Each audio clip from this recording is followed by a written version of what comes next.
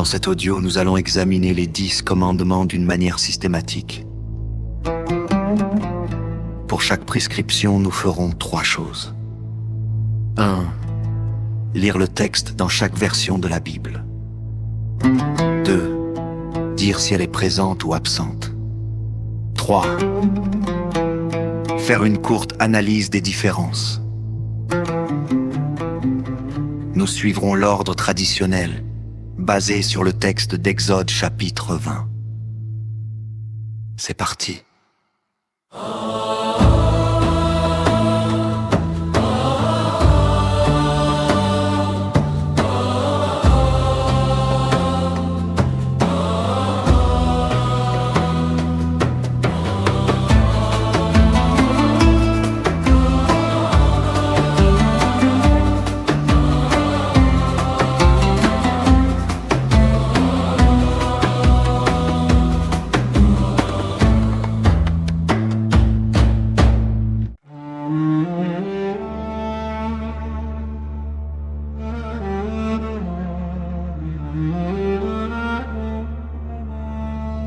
L'exclusivité de Dieu. Je suis l'Éternel, ton Dieu. Tu n'auras pas d'autre Dieu devant ma face. Version Deutéronome 5. Je suis l'Éternel, ton Dieu. Tu n'auras point d'autre Dieu devant ma face. Taxent. Cette affirmation solennelle de monothéisme n'apparaît pas sous cette forme. Analyse. La base de l'alliance est identique dans les 2 versions principales. Son absence dans la version cultuelle est notable. Cette dernière part du principe que cette exclusivité est déjà établie et se concentre sur les conséquences rituelles.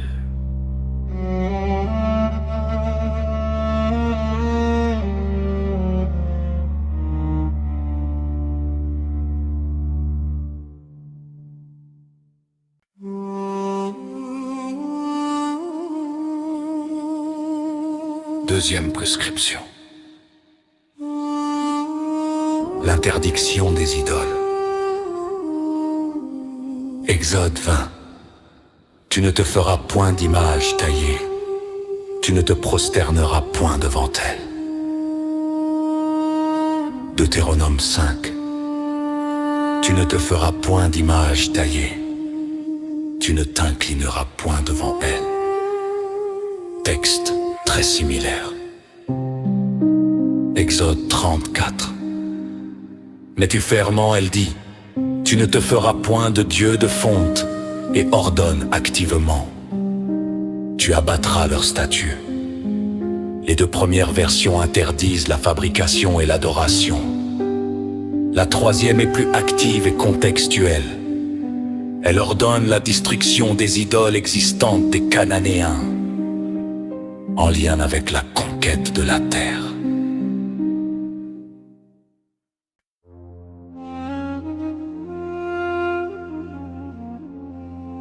Le respect du nom de Dieu. Exode 20. Tu ne prendras point le nom de l'Éternel, ton Dieu, en vain. Deutéronome 5.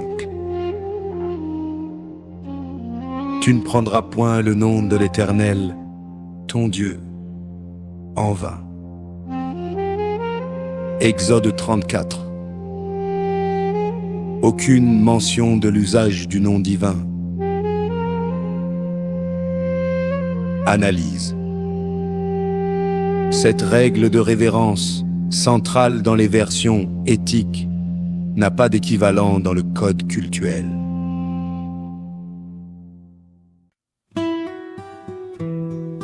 Quatrième prescription. Observance du sabbat. Exode 20.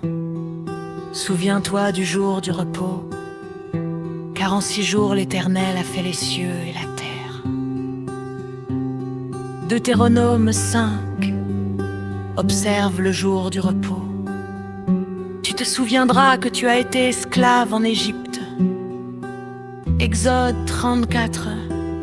Pas en tant que sabbat hebdomadaire, elle mentionne le repos des fêtes annuelles.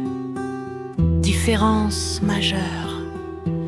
Le commandement est présent dans les deux versions morales, mais la justification change radicalement. Création du monde dans Exode, délivrance de l'esclavage dans Deutéronome. C'est la 31e stolégie d'entrée de texte.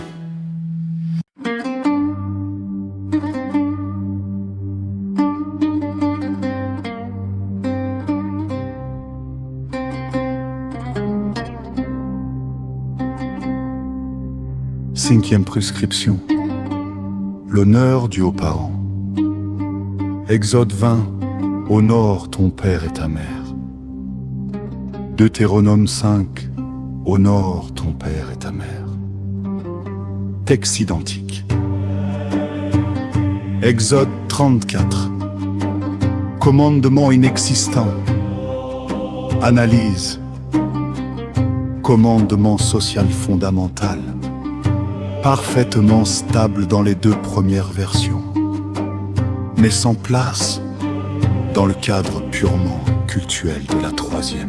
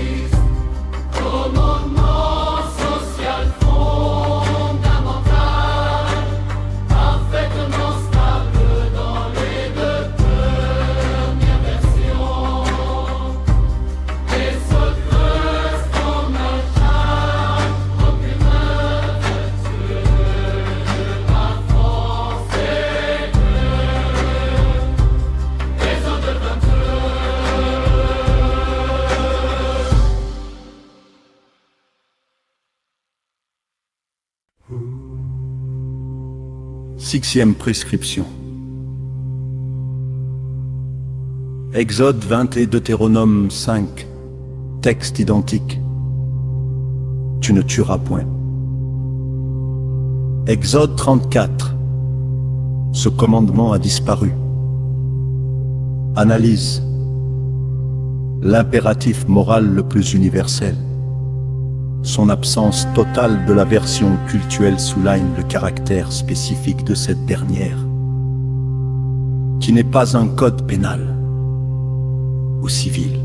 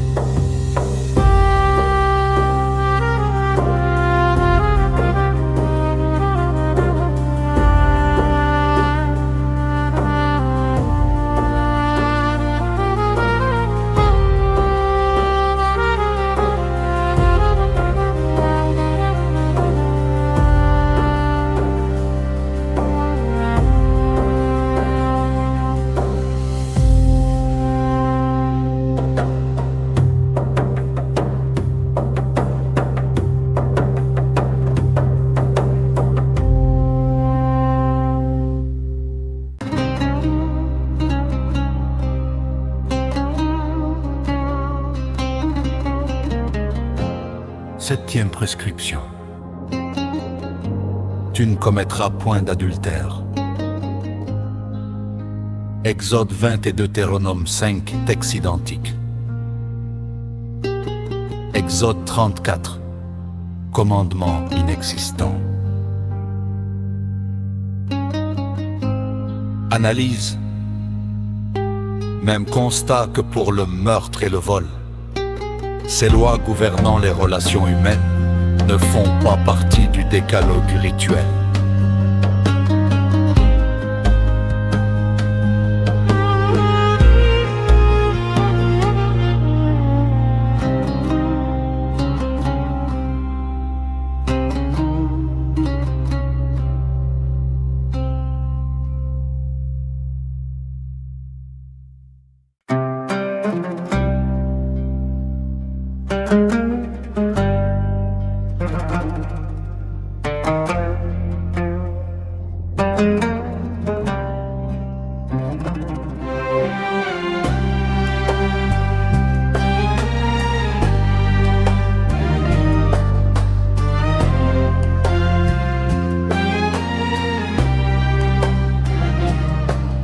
Tu ne déroberas point.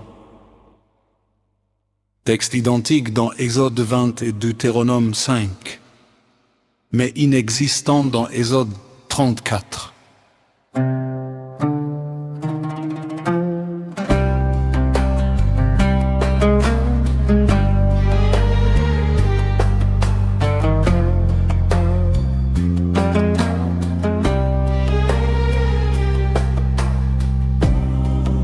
Analyse absente du code cultuel.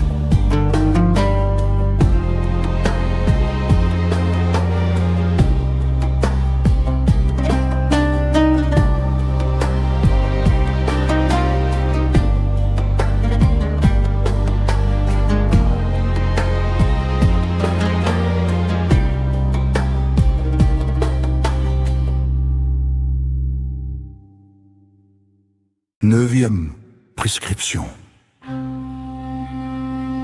Tu ne porteras point de faux témoignages contre ton prochain. Texte identique dans Exode 20 et Deutéronome 5, dans Exode 34. Ce texte a disparu.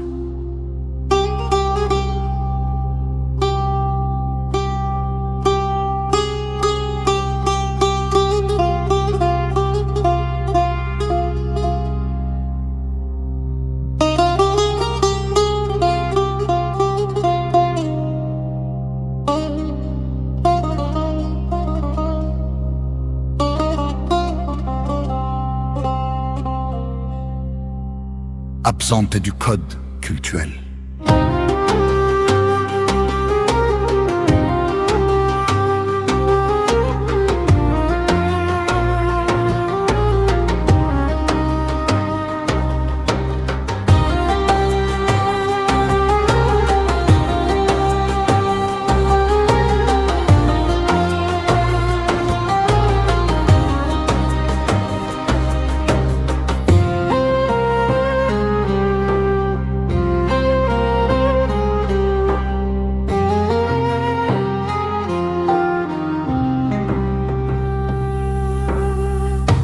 Analyse absente du code cultuel.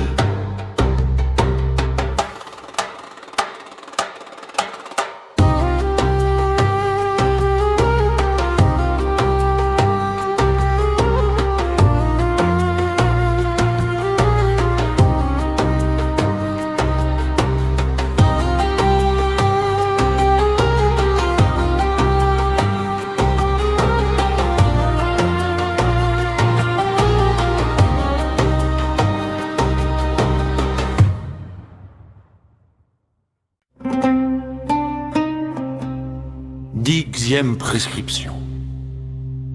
L'interdiction de la convoitise. Exode 20. Tu ne convoiteras point la maison, la femme, les biens de ton prochain. Deutéronome 5. Tu ne convoiteras point la femme, la maison, le champ, les biens de ton prochain. Exode 34. Silence.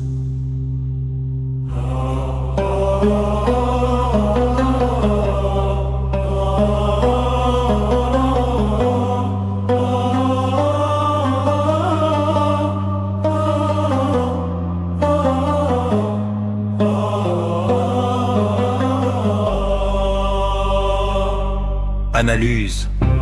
Seconde différence textuelle notable entre Exode et Deutéronome. L'ordre des objets convoités est inversé.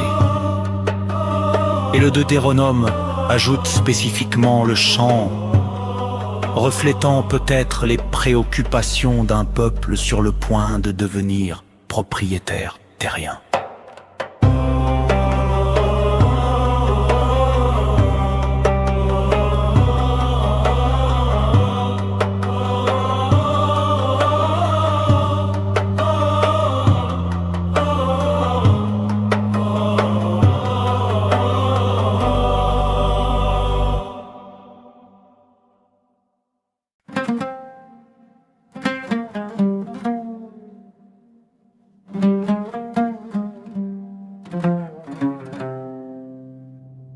Récapitulons les insuffisances, ou plutôt les spécificités de chaque version.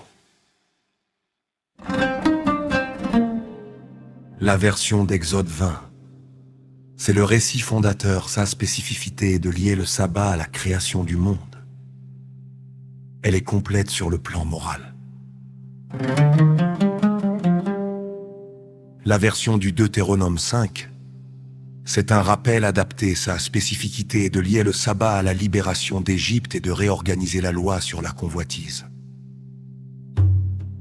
Elle est tout aussi complète moralement, mais avec une tonalité historique et sociale accentuée. La version d'Exode 34, dite cultuelle, c'est radicalement différente. Son insuffisance du point de vue moral est totale. Elle ne contient aucun des commandements sociaux. Ne pas tuer, voler, etc. En revanche, sa spécificité est d'être un code rituel pur, destruction des idoles étrangères, célébration des fêtes, offrande des prémices. Elle répond à la question: comment adorer correctement? Et non, comment vivre en société? Ainsi, la Bible elle-même nous présente non pas un texte unique, mais deux types de 10 paroles. Un décalogue éthique sous 2 nuances et un décalogue cultuel.